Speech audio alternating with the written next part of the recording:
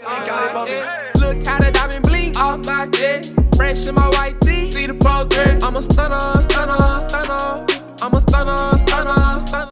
Dumbest ways to die. Apparently, this is the Florida edition, goddamn. Fool, watching things like this make me so paranoid, bro. Cause I could realize be walking down the street right now, fool. And I could slip, break my ankle, break the inside of my kneecap, and fall into a damn ditch. And I'm over with. Ain't no more STAKT. Ain't no more ReelyKT.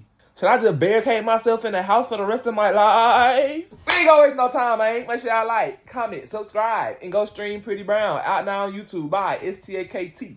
And let's get it, baby. Florida man has had some crazy escapes, usually with the police in tow. But every streak has to come to an end.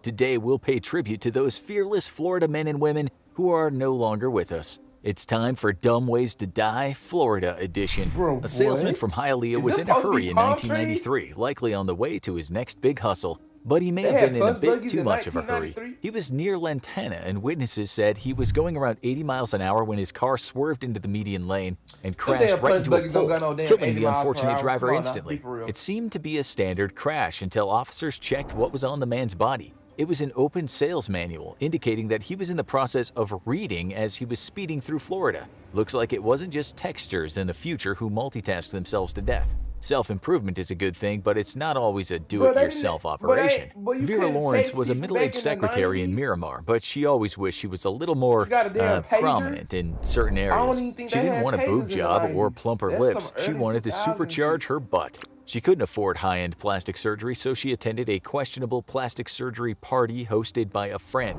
Mark Hawkins, a wannabe plastic surgeon from South Carolina, would visit these parties and give women injections of silicone for a fraction of the price. After Hawkins left, Lawrence started having trouble breathing. She was rushed to the hospital where she died. The cause of death, silicone embolism, after the injections had entered her bloodstream. It was the end of Hawkins' enterprise as he faced serious jail time for manslaughter. Not even the happiest place on earth is safe from bouts of bad judgment. Disney World is known for its water activities, and some can be a little more than risky. When Patricia Shank and her son Brian were visiting the park in 1989, they decided to check out a small speedboat and zoom around the Seven Seas Lagoon, filming their friends and family as they water skied. But they veered into the path of a large ferry that was transporting passengers to the Magic Kingdom. While the ferry sounded the alarm, Shank wasn't able to steer away in time and was killed when the ferry hit her boat. The ferry crew rescued Brian, but the Shank family rejected a settlement offer from Disney and geared up for a bitter lawsuit against the happiest place on earth. Sometimes pride goes before a fall. Molly German was a former gymnast in high school, but she hadn't gone professional. Still, she thought she was pretty flexible. And while staying at a hotel with a friend in North Fort Myers, she decided to put that to the test. She called out her friend and yelled, "Watch to see what I can still do," and jumped up to the railing of the second-floor balcony. She proceeded to do a handstand on the thin railing and lost her balance and plunged to the hotel patio below. She was killed instantly, and police ruled out foul play. It was just a simple case of a gymnastics move that might have looked pretty cool but was in the worst place possible. Sometimes when you gotta go, it's best to hold it. Sean Paul Montero liked to party, and he had enjoyed a wild night at Pompano Beach Bar in 2008. But he forgot one critical detail before he left the bar. He didn't visit the little drunks room before getting in his car. His first bad decision was driving drunk, but that wouldn't be what would get him on the list. As he was driving home, nature's call hit him hard. He pulled over at the side of the I-95 freeway and decided to urinate, only to find that freeway traffic didn't make for a great bathroom. So he decided to climb the freeway wall, only to lose his balance and fall 65 feet to his death. When they say do not attempt this stunt, sometimes it's best to listen. It was 2008 and the show Jackass was at its prime. Led by Johnny Knoxville, the trained stuntmen and professional idiots entertained people by seeing how much they could injure themselves. Cameron Biberly and Michael Smith were huge fans, and they decided to pull off a stunt of their own.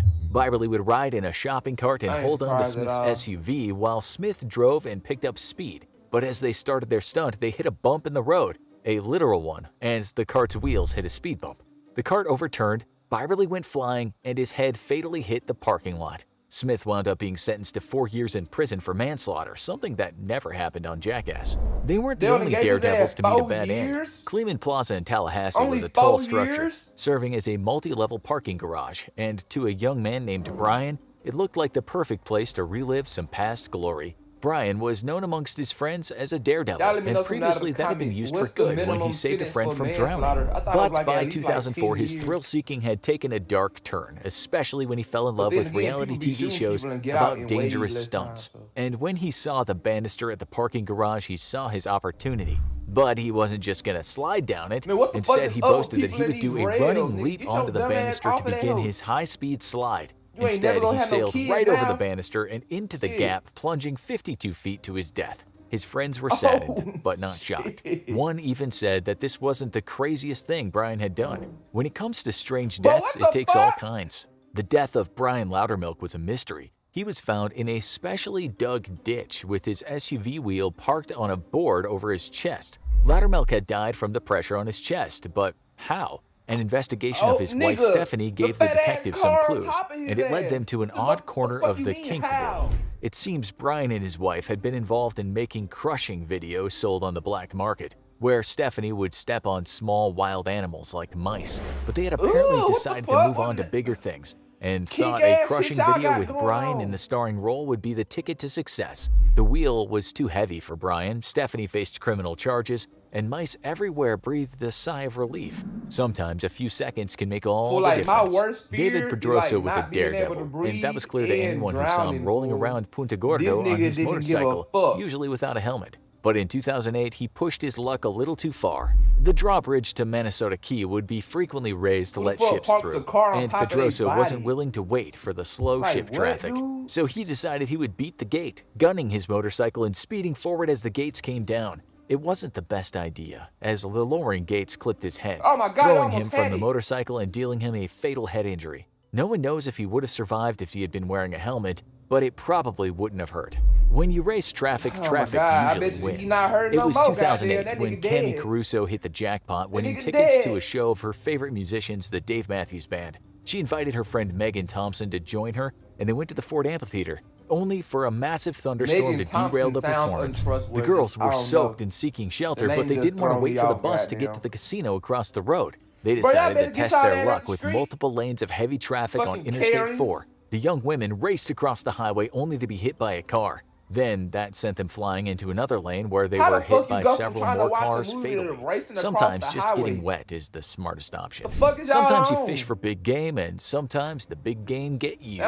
Gary Cagle loved the water. The avid fisherman and freediver was regularly searching for a big catch near the Florida Keys, but he didn't always stick to the law. Goliath groupers are a protected fish, but that didn't stop Cagle in 2006. He used his spear gun to pierce the fish's skin, only to be surprised by just how big and strong it was. The fish bolted, yanking Cagle along with it. He got tangled in the wire, and that's where his second mistake came in. He had forgotten to bring his knife. Unable to get free of the line and trapped underwater, Cagle eventually drowned. His body was found a day later, still tethered to the dead grouper, who no doubt became a legend among other fish for the day he reeled in the big one.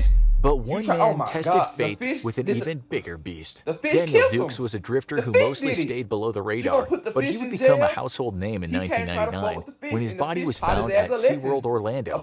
Not only was he in the popular theme park, he was dead in the tank of Tilikum, a massive orca that was controversially kept to perform at the park. Tilikum was known to be aggressive, killing 3 people in total, but the other 2 were trainers. Dukes had apparently snuck into the park after dark, climbed into the tank, and decided to either swim with the massive sea creature or interact with it. The incident wasn't caught on camera, and what brought Dukes to this point is unknown, but getting up close and personal with an orca with a body count will rarely end well. And not even the famous are immune from dumb ends. Roy Halladay III was an acclaimed baseball player for the Phillies and Blue Jays and one of the most dominant pitchers of the day. But he was also troubled, and after retiring in 2013, he went down a bad path. He was piloting a single-engine plane around the Gulf of Mexico when it crashed, despite air traffic controllers not getting any distress signals from Halladay before the accident. It brought an end to the legacy of a talented ball player, but the post-crash autopsy revealed some disturbing things. Not only was Halladay's bloodstream full of multiple drugs, but he had been pulling off risky acrobatic maneuvers just above the water. He eventually climbed too high, the plane lost speed, and began one final free fall into the water. We return to Disney World for this next high-altitude death. It's not uncommon for people to get sick on Disney rides, including Splash Mountain. The themed Flume ride takes you through several drops before plunging you down a massive chute, but one tourist handled his upset stomach in the worst way possible. Feeling ill, he decided he would get off in the middle of the ride, with dozens of log flumes moving through the massive mountain at high speed. Sure enough, only seconds after he hopped out of his log to try to find the emergency exit, he was struck by another one coming down the pipe and fatally wounded. But no one made a worse decision at high altitudes than this last couple. It was 1991, and a mysterious accident had just occurred at Rainbow Lake in Florida. A small Piper aircraft had just crashed, killing its male pilot and his female passenger, who was also trained in flying. The plane had showed no sign of mechanical failure, but the explanation for the crash would soon become clear, nakedly clear. When the cockpit was opened, the two deceased were found half naked and not wearing their harnesses. Apparently, they had decided to join the Mile High Club while flying, with fatal consequences. At least when people do it in the airplane bathroom, it won't take— Oh, hell no. The fuck is you getting freaky mid-flight for? Your freak ass can't wait, goddamn? Shit. Oh my god. Alright, y'all let me know something out of the comments. Out of all them ways that y'all just seen and heard, name the top 3 dumbest ways to die. Out of all these y'all just seen. Me, fool. Okay, first off, the dumbass dude that tried to jump over the dropping bridge and hit his head. Stupid as hell. Why would we... Like, who does that? Then the lady off of the Molly that tried to do acrobatics to the 2nd floor and fell, goddamn. Some Karen shit. And then, I say this last one. Getting freaky in mid-flight, goddamn. Like, fool, calm your hoo-ha down. Bring the testosterone in your hormones down. So y'all let me know what y'all think down in the comment, fool. Stop being freaky. Stop doing drugs. And stop doing dumbass shit. That's the moral of this story, goddamn. That's it for this video. Make sure y'all like, comment, subscribe, and go stream STAKT on all major distribution platforms, man. I'm probably drop a trailer tonight after I drop this video, so y'all go follow me on the gram at STA.KT and at ReelyKT, the name of the channel, fool. And y'all see that, you know what I'm saying? Go give your boy a couple of likes and a couple of shares, fool. But I'm gonna see y'all next video, man. Big brr. Look how the diamond blink off my chest, fresh in my white tee. See the progress. I'm a stunner, stunner, stunner. I'm a stunner, stunner, stunner.